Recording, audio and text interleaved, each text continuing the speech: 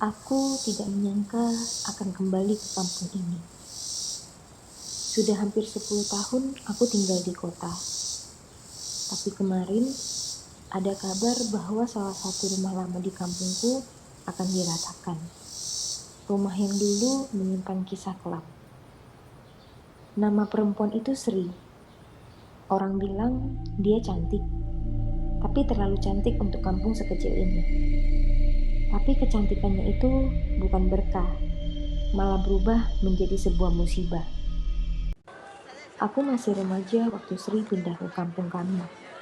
Ia tinggal di rumah warisan dari neneknya. Perempuan muda tinggal sendiri dan membuka warung kecil di depan rumah. Awalnya sih warga menyambut hangat. Sri ramah, senyumnya juga lembut. Ia sering memberi gratisan pada bapak-bapak. Tapi lama-lama senyum itu berubah jadi pembicaraan. Ada yang melihat Sri duduk malam-malam dengan Pak Tono, suami dari Ibu Rina. Ada yang bilang Sri sering mengantar nasi ke rumah Pak Marwan saat istrinya sedang keluar kota. Di warung, Sri tak pernah menolak ajakan ngobrol lelaki manapun. Bahkan kadang ia tertawa kecil menyentuh lengan mereka sambil bercanda. Lama-lama rumah tangga orang-orang mulai retak. Pak Tono dan Bu Rina sering bertengkar. Pak Marwan pulang semakin malam.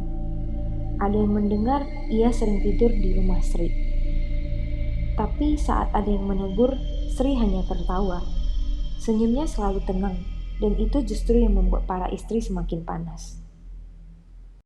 Suatu malam, ibu pulang dari arisan dengan wajah tegang. Ia bilang para istri sudah sepakat. Mereka tak tahan lagi. Sri seharusnya pergi dari kampung ini.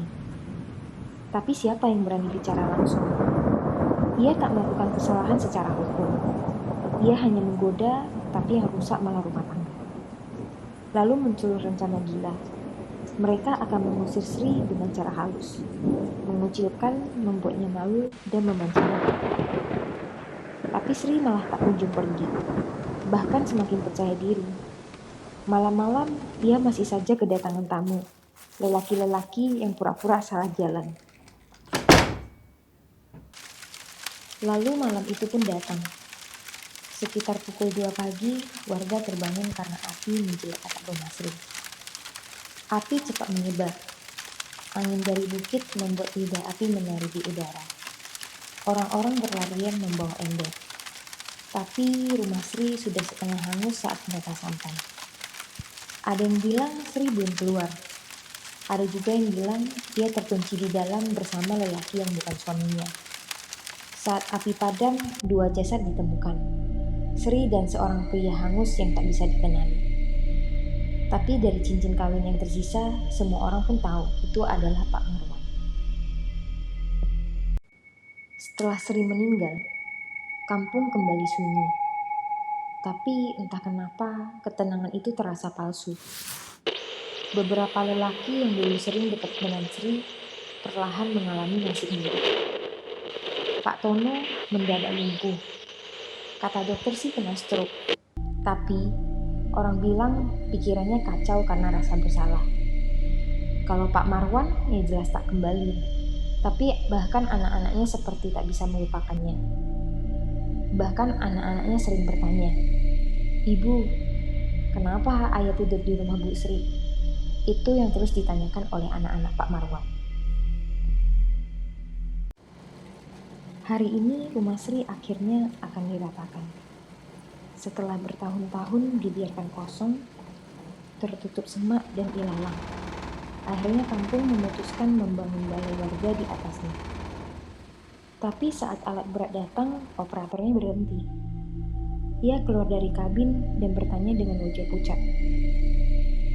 "Pak, itu yang di dalam rumah siapa ya? Kok dia duduk sambil senyum gitu?" Semua menoleh. Tak ada siapapun di dalam rumah tua itu. Tapi operator bersikeras. Dia melihat perempuan berambut panjang, duduk di kursi plastik sambil menatap keluar jendela. "Saya nggak mau kerja kalau masih ada orang di situ, Pak," katanya. Warga saling pandang, beberapa mulai berbisik, tapi tidak ada yang berani masuk. Malamnya aku sendiri merasa aneh. Di rumah nenek tempat aku menginap, tiba-tiba lampu mati. Lalu terdengar ketukan di pintu belakang.